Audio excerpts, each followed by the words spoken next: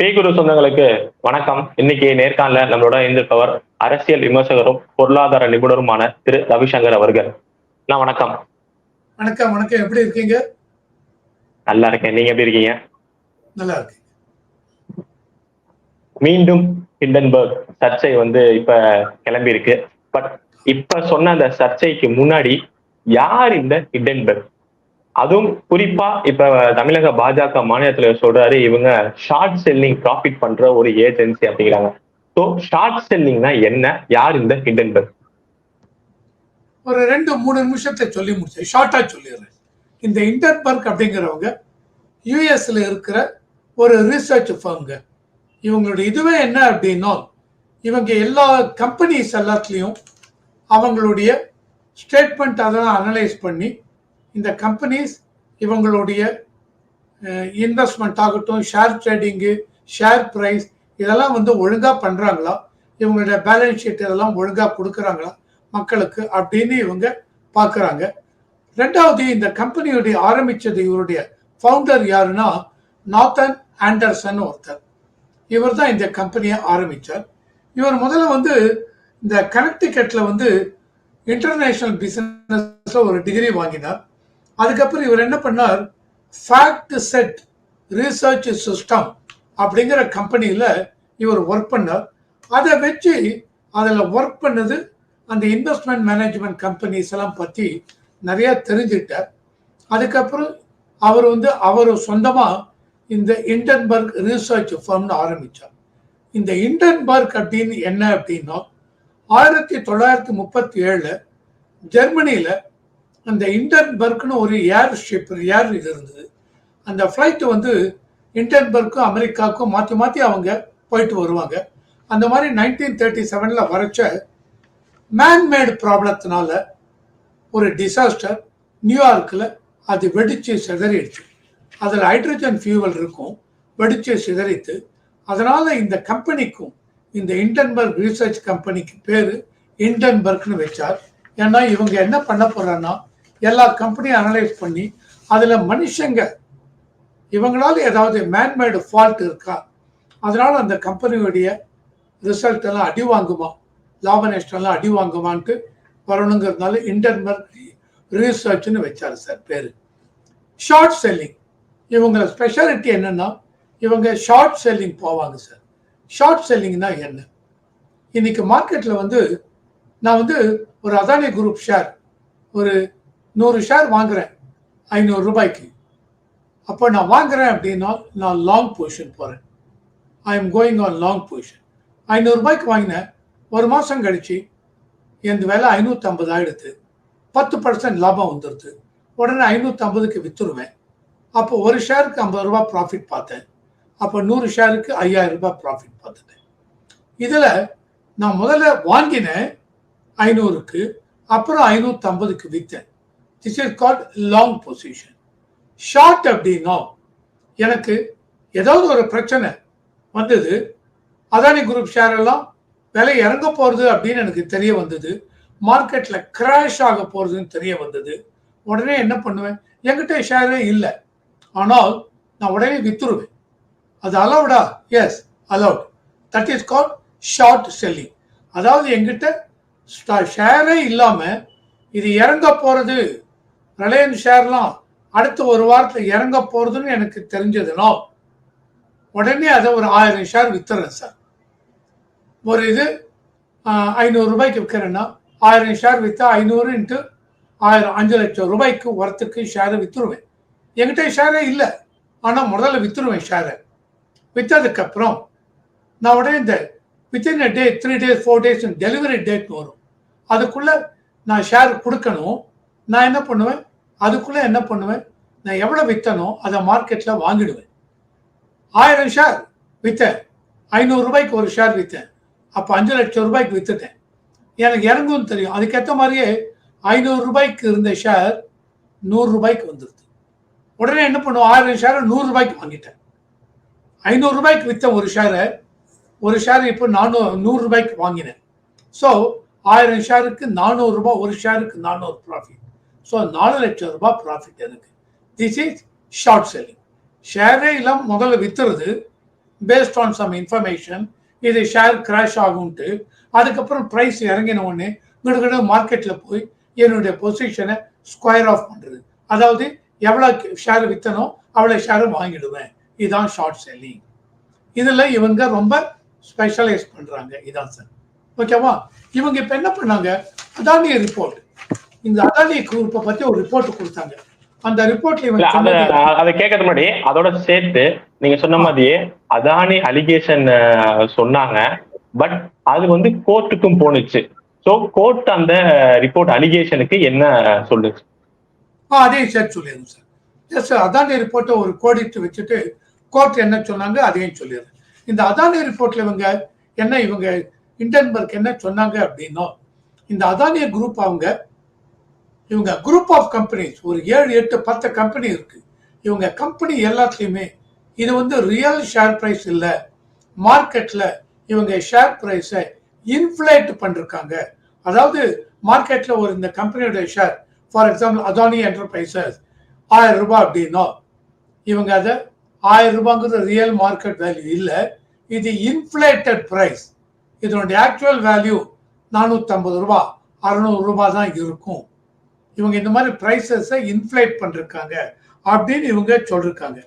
இந்த மாதிரி சொன்னதுனால இவங்க கம்பெனி என்ன பண்றாங்க, இவங்க சொல்றதுக்கு முன்னாடியே இவங்க ஷார்ட் போயிடுறாங்க. அதானி என்டர்பிரைசஸ் இதுல அந்த ஷார்ட் சொன்ன முன்னாடியே வித்துட்டாங்க.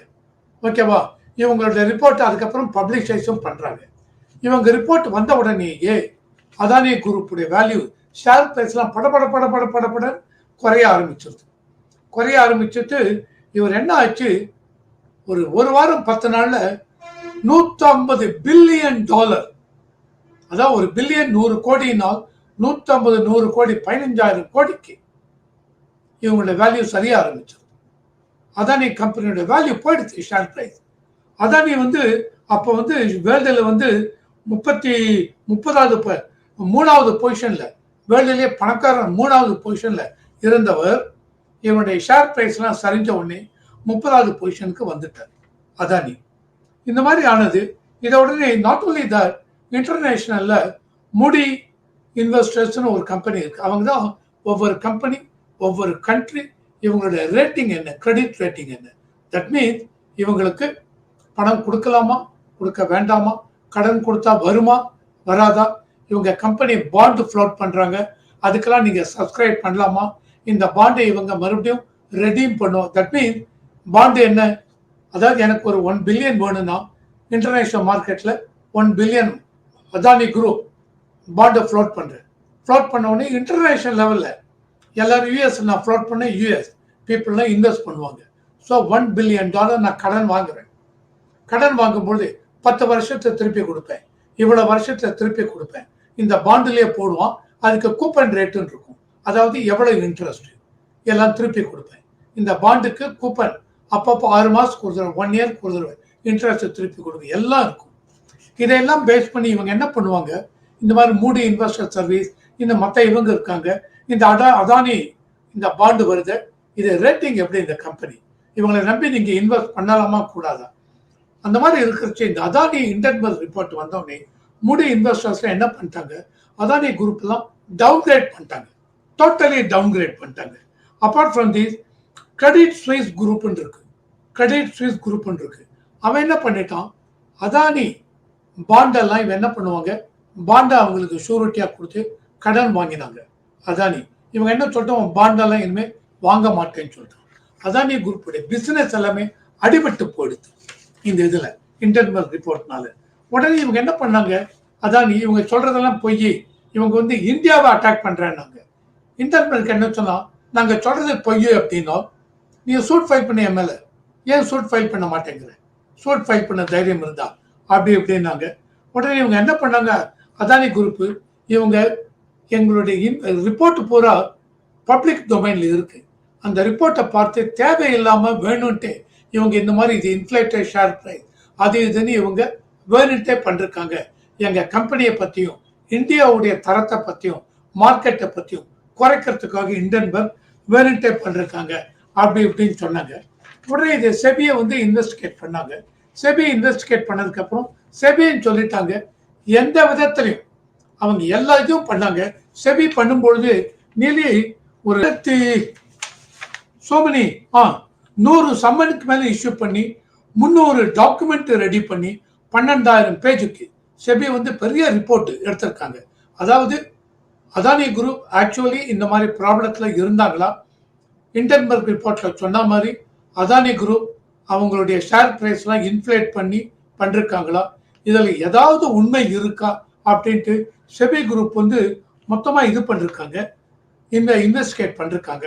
அந்த இன்வெஸ்டிகேட் பண்ணும்போது நான் சொன்ன மாதிரி 100 சம்மன் இஷ்யூ பண்ணிருக்காங்க, டிஃப்ரெண்ட் பீப்புளை கூப்பிட்டு பேசியிருக்காங்க. 300 டாக்குமெண்ட் இந்த இன்வெஸ்டிகேஷன் ரெடி பண்ணிருக்காங்க. அந்த 300 டாக்குமெண்ட் வந்து 12,000 பேஜுக்கு ரெடி பண்ணிருக்காங்க. இது எல்லாத்தையும் ரெடி பண்ணிட்டு இவங்க என்ன பண்ணாங்க, சோமனி இது சுப்ரீம் கோர்ட்லாம் கேட்டிருக்காங்க. அதுல எல்லா இன்வெஸ்டிகேஷனும் முடிச்சு எல்லாத்துக்கும் ஒண்ணு தான் இந்த தேதிக்கு பெண்டிங் இருக்கு.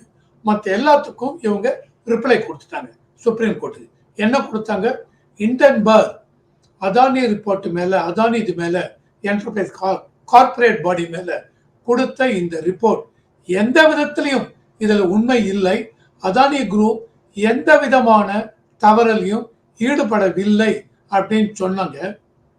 உடனே மார்க்கெட்ல கிடு கிடு கிடு கிடு கிடு கிடு கிடுன்னு அதானி குரூப் எல்லாம் ஏற ஆரம்பிச்சிருது. அவங்க விட்ட 15,000 கோடி 20,000 கோடி நஷ்டமெல்லாம் ஒன்றும் இல்லாம மறுபடியும் ரெக்கவர் ஆயிடுது. இது 2023 சுப்ரீம் கோர்ட்னு சொல்லிட்டாங்க. செபி இதுல வந்து அவங்க எல்லாத்தையும் பார்த்துட்டாங்க. இந்த மாதிரி பார்த்ததுல எந்த விதத்திலையும் இந்த இண்டன்பர்க் ரிப்போர்ட் அதானி கார்பரேட் பாடி என்டர்பிரைஸை பத்தி அவங்க சொன்னதுல எந்த அளவுக்கும் உண்மை இல்லைன்னு செபி சொல்லிட்டாங்க. செபியை தவிர வேற யாரும் இதை இன்வெஸ்டிகேட் பண்ண வேண்டிய அவசியம் இருக்குன்னு எங்களுக்கு சுப்ரீம் கோர்ட்டுக்கு தோணல. அதனால செபியுடைய இன்வெஸ்டிகேஷன் ரிப்போர்ட் செபி என்ன சொன்னாங்களோ அதை நாங்க ஒத்துக்கிறோம். இப்ப இது அதானி அவர்களோடது. இப்ப நம்ம சொன்ன மாதிரியே வந்து ரீசெண்டா அவங்க வந்து ஒரு அலிகேஷன் சொல்லலாம், ஆதாரம் இல்லாத அலிகேஷன் வந்து செபி சேர்மன் மேலேயும் அவர் கணவர் மேலேயும் வச்சிருக்காங்க. அது என்ன அலிகேஷன், அதற்கு செபி சேர்மனும் அவர்கள் கணவரும் ஏதாவது ரிப்ளை கொடுத்திருக்காங்களா? ஆமா சார், ஆமா சார். இவங்க என்ன பண்ணிருக்காங்க, இவங்க இண்டன்பர்க் வந்து ஒரு நியூ ரிப்போர்ட் ரிலீஸ் பண்ணிருக்காங்க சார். எப்போ, போன சனிக்கிழமை, ஓகே, 10ஆம் தேதி 10th ஆகஸ்ட் ஒரு ரிப்போர்ட் ரிலீஸ் பண்ணிருக்காங்க. அந்த ரிப்போர்ட்ல என்ன பண்ணிருக்காங்க, செபி சீஃப், அந்த செபி சீஃப் வந்து மதாபி பூரி புக், BUCH, மதாபி பூரி புக்னு பேரு, செபியுடைய சீஃப். அவங்க மேலையும் அவங்களுடைய கணவர் மேலையும் இவங்க என்ன சொல்றாங்க, இவங்க வெளிநாட்டில் இருக்கிற கம்பெனில இவங்க நிறைய இன்வெஸ்ட் பண்ணிருக்காங்க. அதுதான் ஆஃப் ஷோர் ஃபர்ம்ஸ் அப்படின்னு, ஆஃப் ஷோர் ஃபர்ம்ஸ், அதில் நிறைய இன்வெஸ்ட் பண்ணிருக்காங்க அப்படின்னு சொல்லியிருக்காங்க. இதில் செக்யூரிட்டிஸ் எக்ஸ்சேஞ்ச் போர்டு என்ன பண்ணிருக்காங்க, அதை தவிர இண்டன்பர்க் என்ன சொல்லிருக்கோம், நான் வந்து 2023 ஒரு ரிப்போர்ட் கொடுத்த அதானி ரிப்போர்ட்டை பற்றி, அதுக்கு இந்த செக்யூரிட்டிஸ் அண்ட் எக்ஸ்சேஞ்ச் போர்டு ப்ராப்பராக இவங்க ஆக்டே பண்ணலை அப்படிங்கிறோம். இல்லை, ஆக்ட் பண்ணி அது முன்னாடியே நான் சொல்லிட்டேன், எல்லா ரிப்போர்ட்டும் கொடுத்தாச்சு, சுப்ரீம் கோர்ட்டும் ஓகேன்னு சொல்லிட்டாங்க. இவன் ஆக்டே பண்ணலை. எதனால ஆக்ட் பண்ணவில்லை அப்படின்னா, இவன் சொல்றான், இண்டன்பர்க் அவங்க சொல்றாங்க, செபியுடைய சீஃப் இப்போ 2017 அதில் ஜாயின் பண்ணாங்க. 2022 இவங்க இதுவாங்க சீஃப் ஆனாங்க. அந்த சீஃப் வந்து அவரும் அவங்க ஹஸ்பண்டும் இதில் நிறைய ஆஃப்ஷோர் ஃபர்ம்லாம் இன்வெஸ்ட் பண்ணிருக்கிறதுனால செபி வந்து அவங்க மேலே எந்த ஆக்ஷனையும் எடுக்கவில்லை அப்படிங்கிறாங்க. இதில் என்ன சொல்றாங்க, செபி சீஃப் அவங்க ஹஸ்பண்ட் வந்து 2015 இதில் இன்வெஸ்ட் பண்ணிருக்காங்க ஆஃப்ஷோர் ஃபண்டில். எங்கனால் பெர்முடா, மௌரிஷியஸ் அதெல்லாம் இருக்கு, அதுலலாம் இவங்க இன்வெஸ்ட் பண்ணிருக்காங்க அப்படின்னு சொல்லிட்டு இவங்க என்ன சொல்றாங்க, அவங்க ஹஸ்பண்ட் இவங்களும் ஃபர்ஸ்ட் வந்து IPE பிளஸ் ஃபண்ட் 1 அப்படின்னு, IPE பிளஸ் ஃபண்ட் 1 அப்படின்னு ஜூன் 5ஆம் தேதி 2015 சிங்கப்பூர்ல ஓபன் பண்ணிருக்காங்க. இந்த IPE ஃபண்டு அப்படிங்கிறது ஒரு சின்ன ஆஃப்ஷோர் ஃபண்டு. இது மௌரிஷியஸ்ல செட்டப் பண்ணிருக்காங்க. யாரு செட்டப் பண்ணாங்கன்னா அதானி டைரக்டர் அப்படின்னு இண்டன்பர்க் சொல்றோம். அதானி டைரக்டர் எப்படி பண்ணிருக்காங்கன்னா, India info line IIFL India info லைன்னு ஒரு வெல்த் மேனேஜ்மெண்ட் ஃபர்ம் இருக்கு. அது மூலம் இதை செட்டப் பண்ணிருக்காங்க அப்படின்னு சொல்றாங்க. அது மட்டும் இல்ல, இவன் இண்டன்பர்க் என்ன சொல்றாங்க, வினோத் அதானி. யாரு வினோத் அதானி? இந்த கௌதம் அதானியோடைய பிரதர். அவர் என்ன சொல்றார், இவர் வந்து இந்த இதுல வந்து இந்த ஃபர்ம்ல எல்லாம் இன்வெஸ்ட் பண்ணிருக்கார், ஆஃப் ஷோர் ஃபர்ம்ல. எப்படி சார் இன்வெஸ்ட் பண்ணாங்க அப்படின்னும், இவங்க சப்ளை பண்றாங்களே வெளிநாட்டுக்கெல்லாம், அந்த சப்ளை பண்ணதுல ஓவர் இன்வாய்சிங் பண்ணி, அந்த ஓவர் இன்வாய்சிங் மூலம் இது எல்லாத்தையும் வந்து அந்த பணத்தெல்லாம் அங்கே இன்வெஸ்ட் பண்ணிருக்காரு அப்படிங்கிறாங்க. அது மட்டும் இல்ல, இவர் என்ன சொல்றாங்க, இண்டன்பர்க் என்ன சொல்றாங்க, இந்த ஒவ்வொரு கம்பெனியில விசில் ப்ளோவர்னு இருப்பாங்க சார். யார் அந்த விசில் ப்ளோவர் அப்படின்னா, ஒரு கம்பெனியில என்ன நடக்கிறது, ஏது நடக்கிறது, அந்த கம்பெனியுடைய இன்ட்ரெஸ்டை, நலனை காப்பாற்றுவதற்காக அங்கே என்ன நடக்கிறதுன்னு யாருக்கும் தெரியாம வெளி உலகத்துக்கு சொல்லுவாங்க. அதுதான் விசில் ப்ளோவர்ஸ். அது மாதிரி இந்த கம்பெனி இண்டன்பர்க் என்ன சொல்றோம், அந்த கம்பெனி அதானி குரூப் கம்பெனியில் இருக்க விசில் ப்ளோவர்ஸ் ஆர் வெளியில இருக்கிற எந்த கம்பெனியை பத்தி ரிப்போர்ட் கொடுத்தாலும் அந்த கம்பெனிக்குள்ள இருக்கிற ஆளுங்க மூலம் தான் இந்த ரிப்போர்ட் எல்லாம் ரெடி பண்றேன். செபியுடைய அன்பில்லிங்னஸ், நாங்க வந்து இந்த மாதிரி ரிப்போர்ட் எல்லாம் கொடுக்கிறோம். ஆனா இந்த மாதிரி ரிப்போர்ட் எல்லாம் ஆஃப் ஷோர் ஃபண்டு மேல அதானி குரூப்புக்கு இவ்வளவு இன்ட்ரெஸ்ட் எல்லாம் இருக்குன்னு சொல்லுறோம். இருந்தாலும் இவங்க வந்து செபி இன்ட்ரெஸ்ட் இங்க நாங்க கொடுத்த ரிப்போர்ட்டை பேஸ் பண்ணி சீரியஸ் ஆக்ஷன் எடுக்க மாட்டேங்கிறாங்க. எதனால அப்படின்னா, இந்த செக்யூரிட்டிஸ் போர்ட் ஆஃப் அந்த எக்ஸ்சேஞ்ச் போர்ட் ஆஃப் இந்தியாவுடைய சீஃப், அவங்களும் சேர்பர்சன் மதாபி புக்கும் அவங்களுடைய ஹஸ்பண்டும் இதுல இருக்கிறதுனால இவங்க ஆக்ஷன் எடுக்க மாட்டேங்கிறாங்க அப்படின்னு சொல்றாங்க. இதுல இன்னொரு ரிப்போர்ட்ல அவன் என்ன சொல்றாங்க, இவங்க புக்கு வந்து இந்த மதாபி புக் வந்து செபில வந்து 2017 ஜாயின் பண்றாங்க. உடனே அப்ப என்ன பண்றாங்க, அவருடைய கணவர் வந்து அவங்களுடைய என்டையர் இன்வெஸ்ட்மெண்ட் கண்ட்ரோலை அவங்க எடுத்துக்கிறாங்க கம்ப்ளீட்டா. இவங்க கிட்ட இருந்து அவங்க எடுத்துடுறாங்க. எதுக்காக எடுத்துக்கிறாங்கன்னா, to avoid coming under the scanner. அதாவது இவங்க செபி இவங்க மேலும் ஏதாவது இன்வெஸ்ட்மெண்ட்லாம் இவங்களுக்கு ஆஸ் அ சேர்பர்சன் மதாபிக்கு இருக்கா அப்படின்னு யாரும் இன்வெஸ்டிகேட் பண்ணாலும் தெரிய வேண்டாம் அப்படிங்கிறதுக்காக அவங்களோட ஹஸ்பண்ட் வந்து ஃபுல் கண்ட்ரோலே அவங்க எடுத்துக்கிறாரு அப்படின்னு போட்டிருக்கோம் இதுல. ஸோ இந்த மாதிரி போட்டிருக்கிறதுல இவங்க என்ன சொல்றாங்க,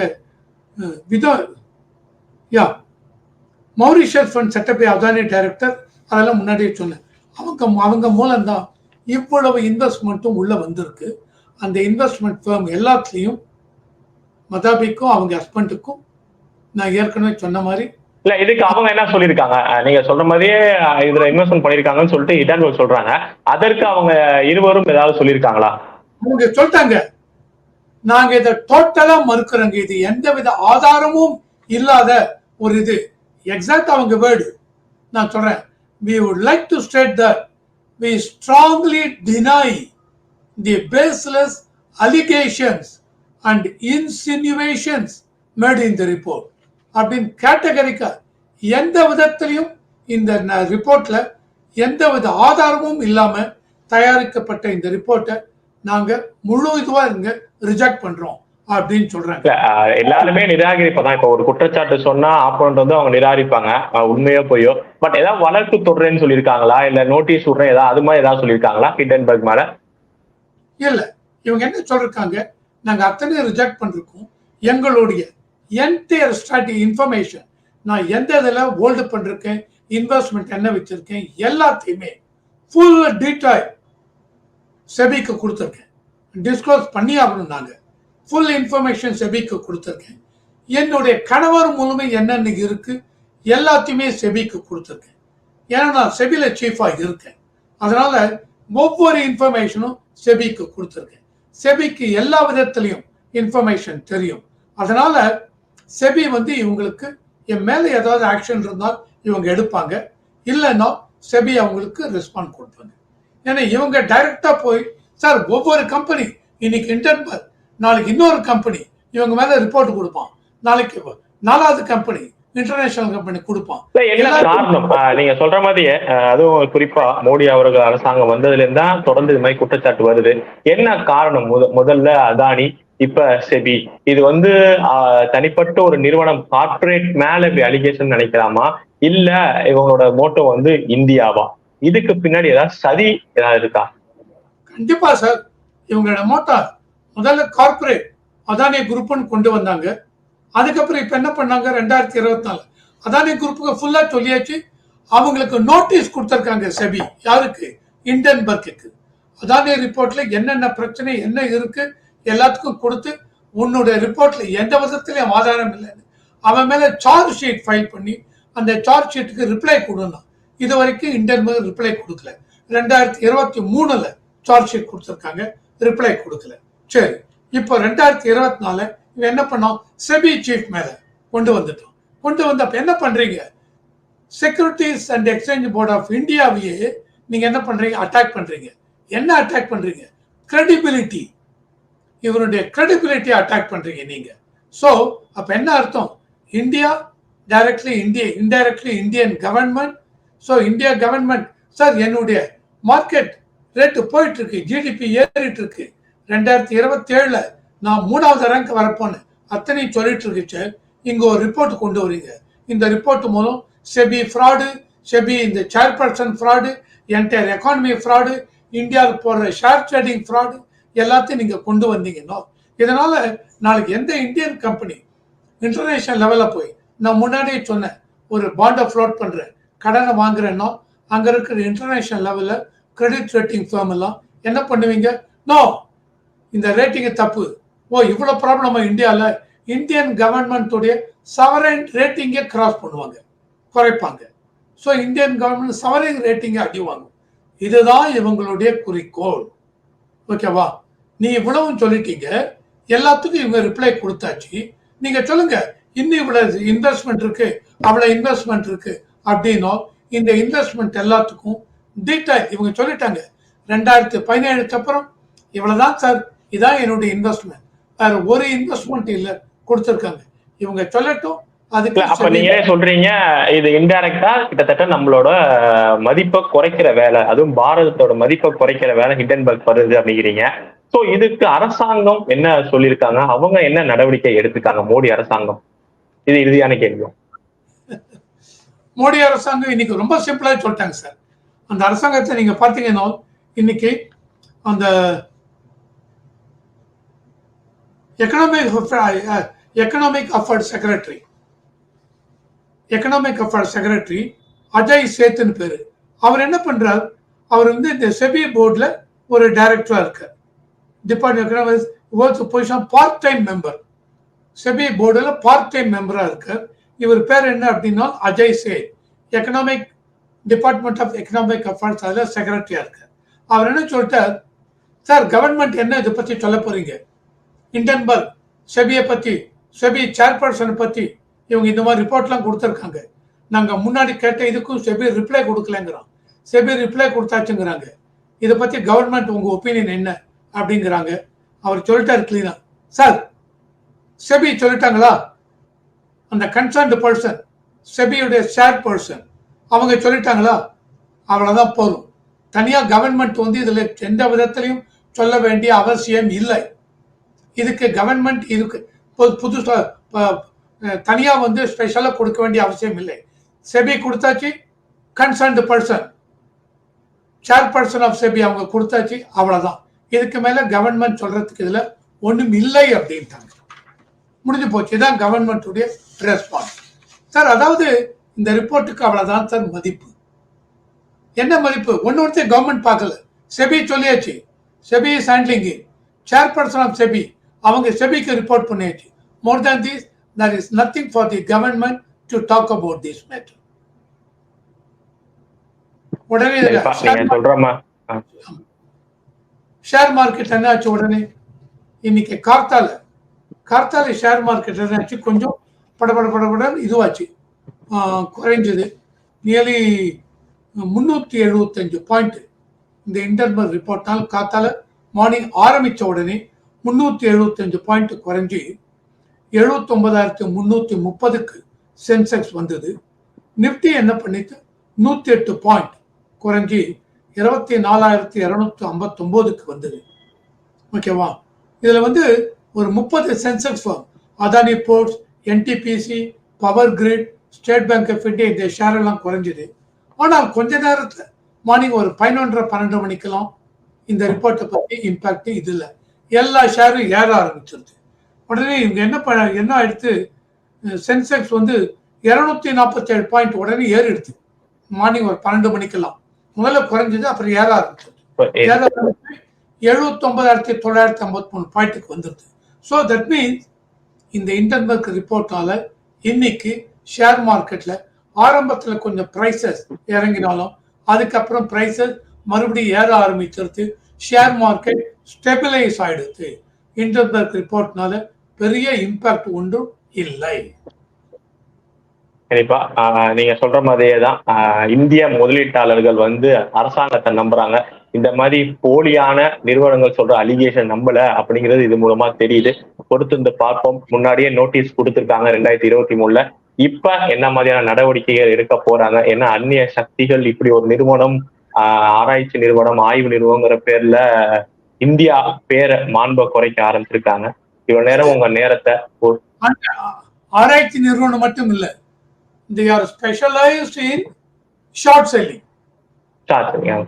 கண்டிப்பா இப்படி ஒரு போலி முகத்துல வராங்க. இந்த மாதிரி போலி முகத்தை மோடி அரசு எப்படி வந்து முகத்திரை கிழிக்கிறாங்கன்னு பார்ப்போம். அதானி ஃபர்முக்கு ஷார்ட் ரிப்போர்ட் இந்த ரிப்போர்ட் கொடுத்தாங்களே 2023 கொடுத்த உடனே பிரபலமுடன் இறங்கிட்டு கம்பெனியா ஒத்துட்டு இருக்காங்க. $4.1 மில்லியன் இவங்க சம்பாதிச்சிருக்காங்க பை ஷார்ட் செல்லிங். ஸோ அப்போ உங்க இன்டென்ஷன் என்ன? இதான் உங்க இன்டென்ஷன். இவ்வளவு நேரம் நம்ம தளத்துக்கு வந்து உங்க நேரத்தை பயந்தமைக்கு ரொம்ப ரொம்ப நன்றி. நல்லதே நடக்கும். வாழ்வாங்க. Thank you G.